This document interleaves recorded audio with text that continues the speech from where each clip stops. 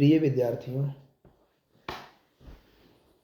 यह हिंदी गद्य खंड लेखक परिचय का वीडियो है। लेखक परिचय से संबंधित महत्वपूर्ण प्रश्नों का संग्रह है। ध्यान से देखें तथा आवश्यकता के अनुसार नोट्स भी बना लें या स्क्रीनशॉट भी ले सकते हैं। पहला पाठ आपके पाठ्यक्रम में लगा हुआ है, श्रम विभाजन और जाति प्रथा। इसके लेखक भीमराव अंबेडकर है। दूसरा पाठ है बिस्के दांत, नलिन बिलोचन शर्मा है। भारत से हम क्या सीखें, लेखक मैक्स मूलर है, पूरा नाम है फ्रेडरिक मैक्स मूलर। चौथा पाठ है नाखून क्यों बढ़ते हैं। इसके लेखक हैं हजारी प्रसाद द्विवेदी। पांचवा पाठ है नागरी लिपि, इसके लेखक है गुणाकर मूले। छठा पाठ है बहादुर, इसके लेखक है अमरकांत। सातवां पाठ है परंपरा का मूल्यांकन, रामविलास शर्मा। अभिनव अशोक वाजपेयी। जित जित मैं निरखत हूँ, बिरजू महाराज। मछली विनोद कुमार शुक्ल। नौबत खाने में इबादत, यतीन्द्र मिश्र। शिक्षा और संस्कृति, महात्मा गांधी। काव्य विधा देखेंगे। श्रम विभाजन और जाति प्रथा का काव्य विधा निबंध है। बिस्के दांत का काव्य विधा कहानी है। भारत से हम क्या सीखें, भाषण है। नाखून क्यों बढ़ते हैं, ललित निबंध है। नागरी लिपि निबंध है। बहादुर कहानी है।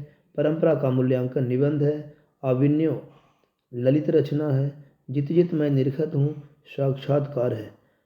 मछली कहानी है। नौबत खाने में इबादत व्यक्ति चित्र है। शिक्षा और संस्कृति शिक्षा शास्त्र है। अब यहाँ देखना स्रोत कहाँ से लिया गया है। श्रम विभाजन और जाति प्रथा, एनिहिलेशन ऑफ कास्ट, अंबेडकर द्वारा लिखित यह रचना है, इससे लिया गया है। बिस्के दांत तथा अन्य कहानियों से लिया गया। नाखून क्यों बढ़ते हैं, हजारी प्रसाद द्विवेदी ग्रंथावली से लिया गया है। नागरी लिपि, भारतीय लिपियों की कहानी से लिया गया है। परंपरा का मूल्यांकन पुस्तक का नाम ही है, उसी से लिया गया है। अभिनव अशोक वाजपेयी द्वारा लिखित अभिनव पुस्तक है, उसी से लिया गया है। मछली महाविद्यालय से लिया गया है। शिक्षा और संस्कृति, हरिजन और यंग इंडिया में महात्मा गांधी के जो विचार प्रकाशित होते थे, ये पत्रिका है, उसी का संपादित अंश है यह शिक्षा और संस्कृति। जन्म और मृत्यु, यह एक साथ किया गया है, इसको थोड़ा अच्छे से ध्यान से देख लें। यहाँ पर जो महात्मा गांधी का जो मृत्यु तिथि लिखा हुआ है 1883, यह मृत्यु तिथि नहीं है, यह महात्मा गांधी का शादी का वर्ष है। महात्मा गांधी की मृत्यु 30 जनवरी 1948 ईस्वी को नई दिल्ली में नाथूराम गोडसे ने गोली मार दिया था, उससे हुआ था। तो इनका मृत्यु का जो तिथि है वो याद कर लें आप लोग, 1948, 30 जनवरी 1948।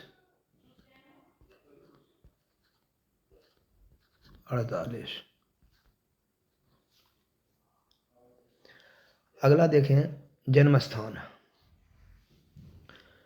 अंबेडकर का जन्म स्थान मध्य प्रदेश है। नलिन बिलोचन शर्मा का बदरघाट पटना है। मैक्स मूलर जर्मनी के रहने वाले थे, डेसाऊ शहर है। हजारी प्रसाद द्विवेदी आरा दुबे का छपरा बलिया। गुणाकर मूले अमरावती महाराष्ट्र के हैं। अमरकांत जो हैं नागर बलिया उत्तर प्रदेश के रहने वाले हैं। रामविलास शर्मा ऊंच गांव सानी उन्नाव के रहने वाले हैं। अशोक वाजपेयी दुर्ग छत्तीसगढ़ के जन्म स्थान है इनका। बिरजू महाराज जाफरीन अस्पताल लखनऊ, इनका जन्म हुआ था। विनोद कुमार शुक्ल राजनांदगांव छत्तीसगढ़ जन्म स्थान है। यतीन्द्र मिश्र अयोध्या उत्तर प्रदेश के रहने वाले थे। और महात्मा गांधी का जन्म पोरबंदर गुजरात में हुआ था। माता और पिता का नाम कुछ ही लोगों का दिया हुआ है, कुछ लेखकों का ही, जैसे नलिन बिलोचन शर्मा की माँ का नाम रत्नावती शर्मा और पिता का नाम रामावतार शर्मा। मैक्स मूलर के पिता का नाम दिया हुआ है, माँ का नाम नहीं दिया है, विल्हेल्स मूलर। अशोक वाजपेयी की माँ का नाम निर्मला देवी और पिता का नाम परमानंद वाजपेयी। महात्मा गांधी की माँ का नाम पुतली बाई, पिता का नाम करमचंद गांधी और पत्नी का नाम कस्तूरबा गांधी, जो 1883 ईस्वी में इनका विवाह हुआ था जिनके साथ। इसमें 2 अनुवादक का नाम भी आपको याद करना है। भारत से हम क्या सीखें, जर्मन भाषा में उन्होंने ये मैक्स मूलर का रचना है, उसका हिंदी अनुवाद भवानी शंकर द्विवेदी ने किया। बहुत महत्वपूर्ण है, इसको याद करिएगा। एनिहिलेशन ऑफ कास्ट अंग्रेजी में लिखा गया था, जबकि बच्चे श्रम विभाजन जाति प्रथा हिंदी में पढ़ते हैं। उसका हिंदी अनुवाद किया है ललई सिंह यादव। आगे देखते हैं। इसके अलावा और भी कुछ प्रश्न बनते हैं, उनको मैंने अलग से लिखने का प्रयास किया है। भीमराव अंबेडकर से संबंधित कुछ प्रश्न। लेखक परिचय ध्यान दें। संविधान निर्माता, मानव मुक्ति के पुरोधा भीमराव अंबेडकर को कहा जाता है। क्या क्या कहा जाता है? संविधान निर्माता या मानव मुक्ति के पुरोधा। कोई एक पूछा जा सकता है कि निम्न में से मानव मुक्ति के पुरोधा किन्हें कहा जाता है या संविधान निर्माता किन्हें कहा जाता है? तो याद रखिएगा। अंबेडकर के प्रेरक व्यक्ति बुद्ध, कबीर और ज्योतिबा फूले। अंबेडकर इनके विचारों से बहुत प्रभावित थे। अंबेडकर जी ने अछूतों के लिए, स्त्रियों के लिए और महिलाओं के लिए, अछूत, स्त्री,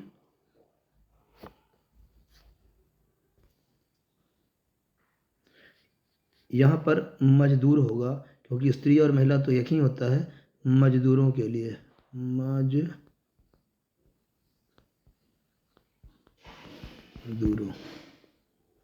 तो अंबेडकर जी विशेषकर के लिए किनके लिए कार्य किए? अछूतों के लिए, स्त्रियों के लिए और मजदूरों के लिए। बड़ौदा नरेश के सहयोग से पढ़ने के लिए न्यूयॉर्क अमेरिका और लंदन जो इंग्लैंड में है पढ़ने गए। बाबा साहब अंबेडकर संपूर्ण वाङ्मय भारत सरकार ने बाबा साहब अंबेडकर संपूर्ण वाङ्मय, ये पुस्तक का नाम है। भारत सरकार के ने इसको 21 खंडों में प्रकाशित कराया। 20 के दांत। 2-4 प्रश्न और देख लें, वैसे मैंने चार्ट में पूरा विस्तार से बताया है। नलिन विलोचन शर्मा की जो जन्मना भाषा है वो भोजपुरी है। हिंदी कविता में प्रपद्यवाद के प्रवर्तक माने जाते हैं नलिन विलोचन शर्मा। बहुत ही महत्वपूर्ण प्रश्न है, इसको अंडरलाइन कर रहा हूँ, याद कर लें। 20 के दांत किस वर्ग के अंतर्विरोधों को उजागर करती है? तो मध्यम वर्ग के। जो गिरधर हैं वो निम्न मध्यम वर्ग के हैं और जो सेन साहब हैं ये मध्यम वर्ग के हैं। नकेन के प्रपद्य के लेखक नलिन विलोचन शर्मा हैं। आलोचकों के अनुसार किस बात का प्रारंभ किया? तो प्रयोगवाद। यह भी प्रश्न बहुत ही महत्वपूर्ण है, आगे देखेंगे।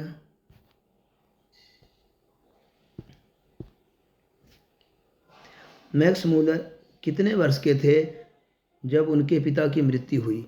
तो उस समय मैक्स मूलर की उम्र मात्र 4 वर्ष थी। ध्यान दीजिएगा। कितने वर्ष की अवस्था में लिपजिंग विश्वविद्यालय में संस्कृत का अध्ययन प्रारंभ किया? तो 18 वर्ष की अवस्था में। स्वामी विवेकानंद ने वेदांतियों का वेदांती किसे कहा है? मैक्स मूलर को। पूछा जा सकता है मैक्स मूलर को विवेकानंद ने क्या कहा? तो वेदांतियों का वेदांती। इधर से भी प्रश्न पूछ देता है कभी कभी। मैक्स मूलर ने जर्मन में अनुवाद किन पुस्तकों का किया? हितोपदेश का किया, कठोपनिषद और केनोपनिषद 2 उपनिषदों का किया, और मेघदूत यह कालिदास का काव्य है उसका पद्यानुवाद किया। विक्टोरिया द्वारा दिया गया उपाधि को, किस उपाधि को मैक्स मूलर ने लौटा दिया? नाइट की उपाधि विक्टोरिया ने दिया था, जिसको इन्होंने वापस कर दिया था। विक्टोरिया ने ऑसबोर्न प्रासाद में किस विषय पर भाषण देने के लिए बुलाया?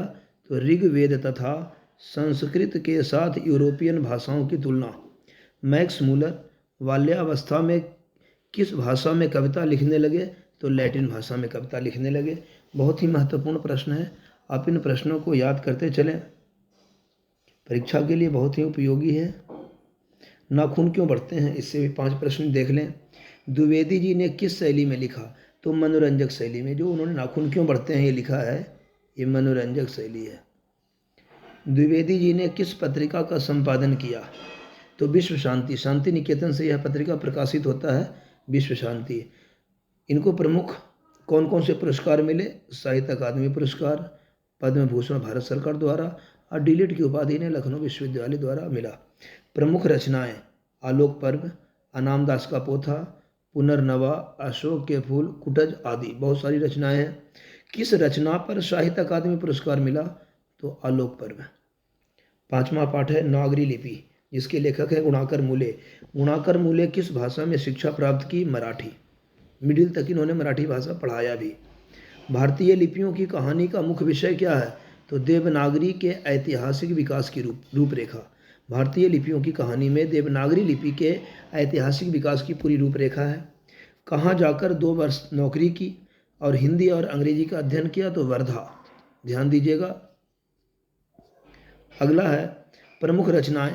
सूर्य है, अक्षर कथा है, भारतीय लिपियों की कहानी है, भारत के महान वैज्ञानिक आदि बहुत सारी इनकी रचनाएं हैं। आगे देखेंगे 5वां पृष्ठ में क्या है। 6ठा पाठ है बहादुर, जिसके लेखक अमरकांत हैं। किन पत्रिकाओं का संपादन किया? किसने? अमरकांत ने। सैनिक, अमृत, भारत, मनोरमा ये कहानी की पत्रिका है। अखिल भारतीय कहानी प्रतियोगिता में इनकी किस कहानी को पुरस्कृत किया? तो डिप्टी कलेक्टरी। याद कर लीजिएगा। हिंदी के सशक्त कथाकार किन्हें कहा जाता है? कई बार परीक्षा में पूछा जा चुका है यह प्रश्न। तो अमरकांत को कहा जाता है। अमरकांत किस संघ में शामिल हुए? तो प्रगतिशील लेखक संघ में शामिल हुए। इनकी कुछ प्रमुख रचनाएं हैं। जिंदगी और जोंक, मित्र मिलन, एक बाल उपन्यास भी लिखा जिसका नाम है बानर सेना। आगे देखेंगे आप। 7वां पाठ है परंपरा का मूल्यांकन, रामविलास शर्मा द्वारा लिखित।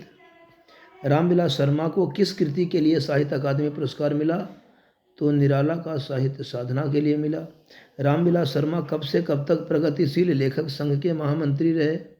1949 से लेकर के 1953 तक। परीक्षा में आया हुआ है। हिंदी आलोचना को वैज्ञानिक दृष्टि प्रदान करने का श्रेय किसको प्राप्त है? रामविलास शर्मा को प्राप्त है। हिंदी में जीवनी साहित्य को एक नया आयाम किसने दिया? रामविलास शर्मा ने दिया। इनकी लेखनी से किन रचनाओं का मूल्यांकन प्रगतिशील चेतना के आधार पर हुआ?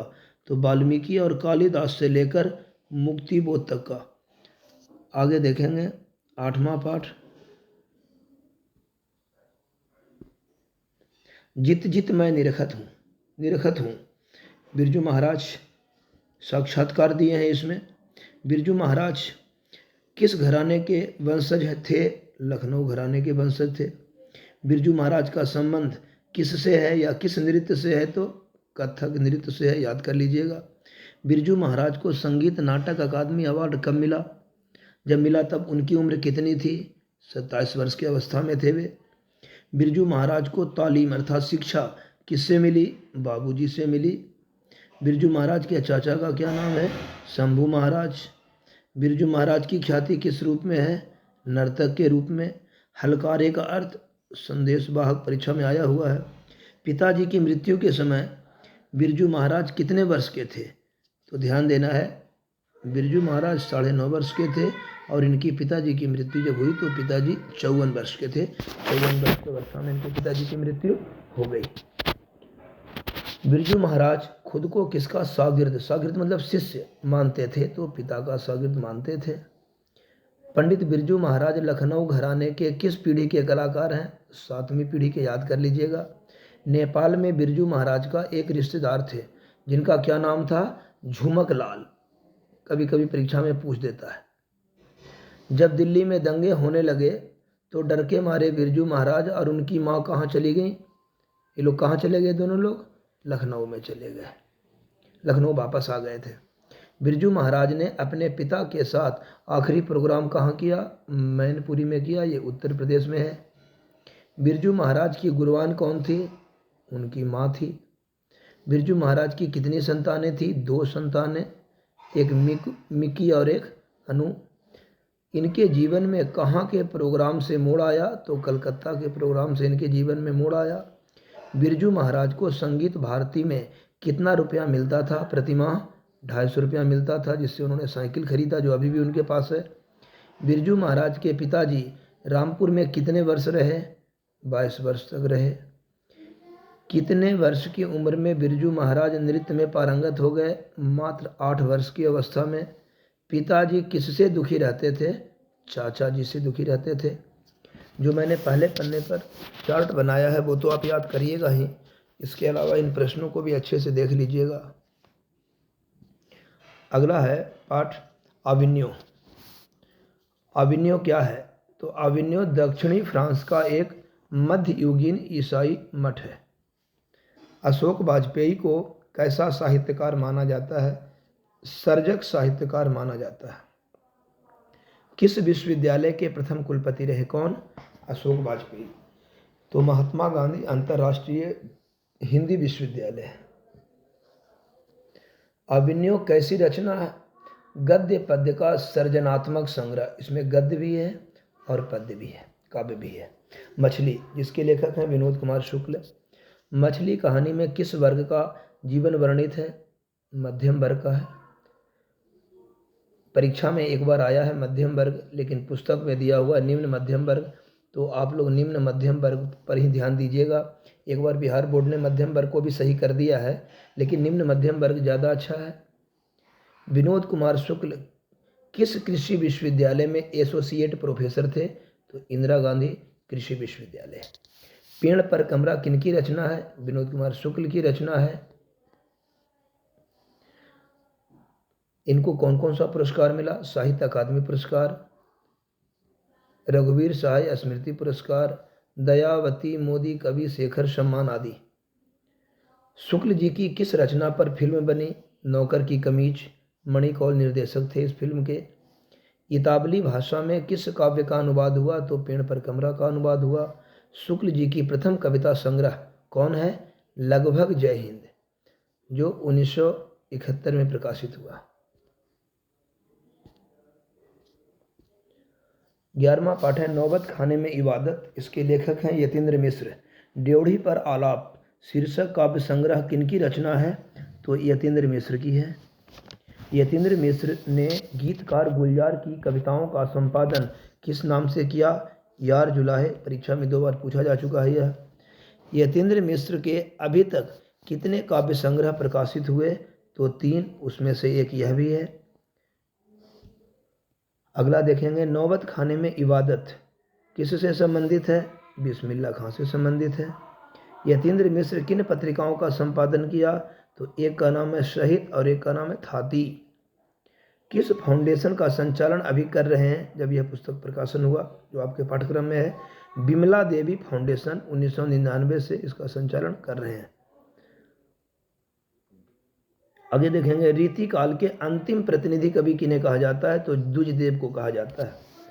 अंतिम पाठ है शिक्षा और संस्कृति, जिसके लेखक है महात्मा गांधी। किनके जन्मदिन को अहिंसा दिवस के रूप में मनाया जाता है? महात्मा गांधी। दक्षिण अफ्रीका से गांधी जी भारत कब लौटे? तो 1915 में लौटे। गांधी जी का दक्षिण अफ्रीका प्रवास कब से कब तक का है?